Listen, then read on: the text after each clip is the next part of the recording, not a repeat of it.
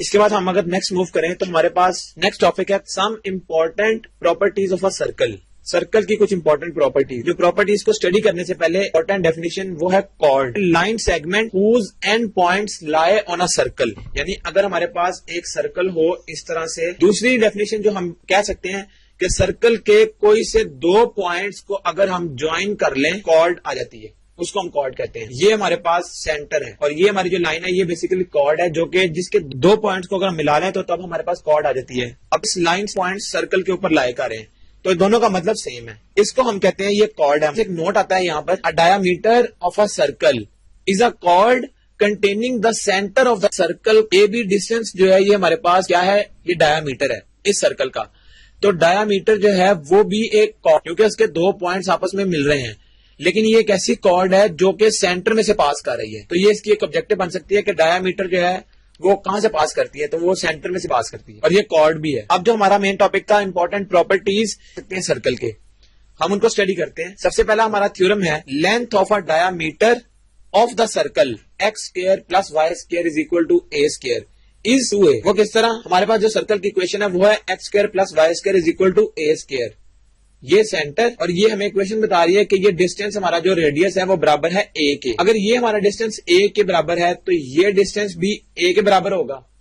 अगर ये दोनों a को अगर हम देखें, लेट्स सपोज ये पॉइंट a है ये b है, तो a b क्या है हमारे पास, ये हमारे पास डायामीटर है और ये फिर किसके बराबर होगा, a प्लस a, बेसिकली ये 2a है। तो पहला थ्योरम है वो यही कह रहा है कि length of diameter of circle is 2a। इसके बाद नेक्स्ट हमारे पास थ्योरम आता है सर्कल का, perpendicular dropped from the center of a circle on the chord bisects the chord। इसका मतलब है कि हमारे पास अगेन आप कंसीडर करते हैं ये सर्कल का सेंटर है और उसने कहा है कि सर्कल के सेंटर से अगर हम एक परपेंडिकुलर, ये हमने पहले देखा ये कॉर्ड है, उसका पॉइंट है ए और बी। ये थ्योरम कह रहा है अगर हम सेंटर से कॉर्ड के ऊपर कोई परपेंडिकुलर ड्रॉ करें तो क्या होगा, ये जो कॉर्ड है ये बाइसेक्ट हो गई, यानी टू इक्वल पार्ट्स में ये डिवाइड हो जाती है कॉर्ड। तो ये सेकंड थ्योरम है। इसी तरह third theorem, the perpendicular bisector of any chord of a circle passes through the centre of the circle. इसका मतलब क्या है, ये बिल्कुल सेकंड थ्योरम की तरह ही है,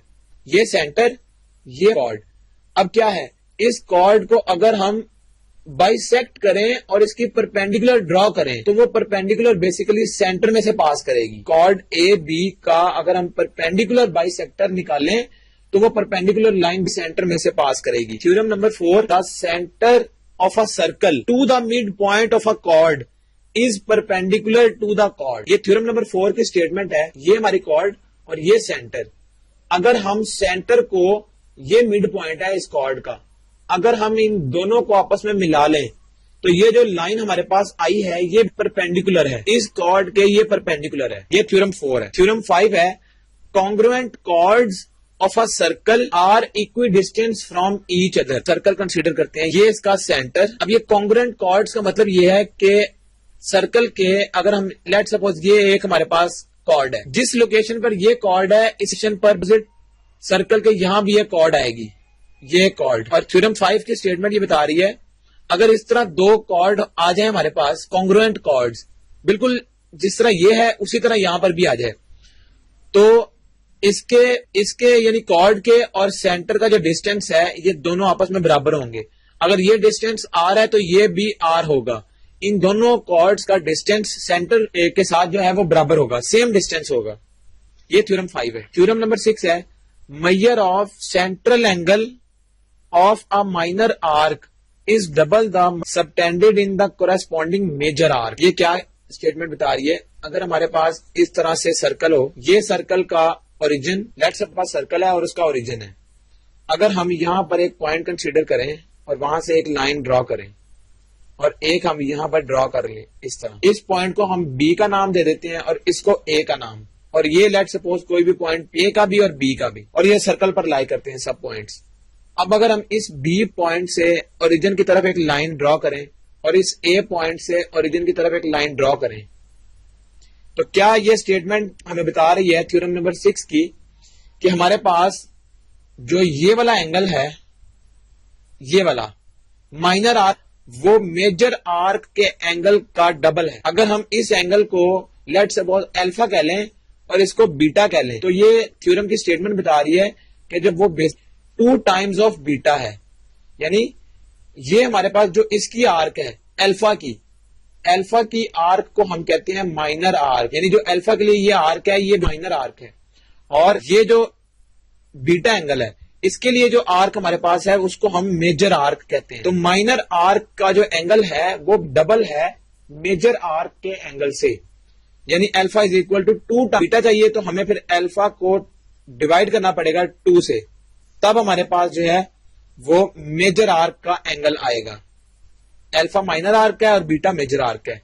तो ये थ्योरम नंबर 6 है, माइनर आर्क का जो एंगल है वो डबल है मेजर आर्क के एंगल से। इसी तरह हमारे पास थ्योरम नंबर 7 की स्टेटमेंट है, an angle in a circle is a right angle, यानी अगर हमारे पास ये एक पूरा सर्कल है और सेमी सर्कल का मतलब है कि हाफ सर्कल, और ये हमारे पास ओरिजिन है, इस पॉइंट को हम बी का नाम दे लेते हैं और इस पॉइंट को ए का।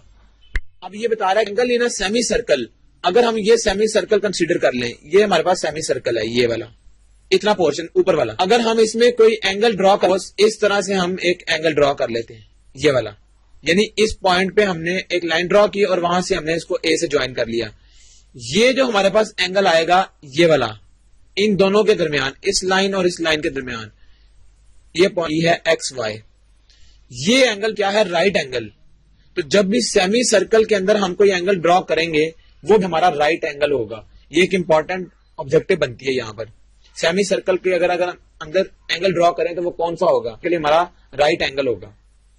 थ्योरम नंबर 8 है, the tangent to a circle at any point of the circle is perpendicular to the radial segment at that point. यानी एक सर्कल के एक टेंजेंट ड्रॉ करें इस तरह से, ये पॉइंट पी अगर हम कह लें जो कट कर रहा है, जो यहां पर इसने टच किया है सर्कल को, ये सेंटर इसका सी, बता रही है कि जो हमारे पास ये रेडियल सेगमेंट है, ये वाला रेडियल सेगमेंट मींस कि जो रेडियस की लेंथ है वो लेट सपोज ये हमारी आर है, इस सेंटर से इस पॉइंट तक जो डिस्टेंस है वो हमारा आर होता है।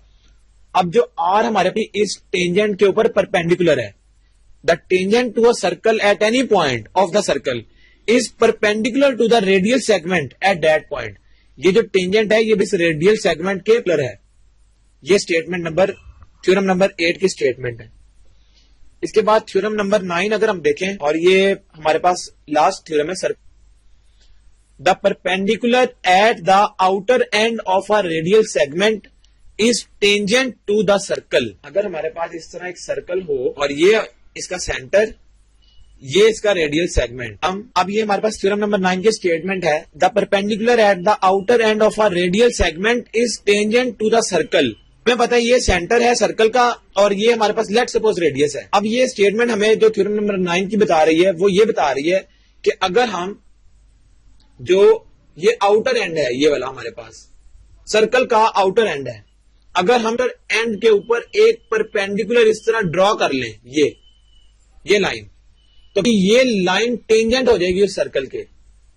ये थ्योरम नंबर 9 बता रहा है कि जो इस outer end of a radial, ये जो रेडियल सेगमेंट है ये वाला, इसको मैं अगर पॉइंट पी का नाम दूं, इस पॉइंट पी का जो आउटर एंड है, अगर हम वहां से एक परपेंडिकुलर ड्रॉ करें, जो हमने ये ड्रॉ किया परपेंडिकुलर, बिल्कुल 90 डिग्री एंगल हो, तो वो लाइन जो है वो इस सर्कल के टेंजेंट होगी। इस सर्कल से मुताल्लिक जो थ्योरम से कि सर्कल किस तरह बिहेव करता है और सर्कल की क्या प्रॉपर्टीज हैं, और ये बेसिकली इंपॉर्टेंट है ऑब्जेक्टिव पॉइंट ऑफ व्यू से। इनमें से कोई भी ऑब्जेक्टिव पॉइंट ऑफ व्यू से आ सकती है एंटी टेस्ट में।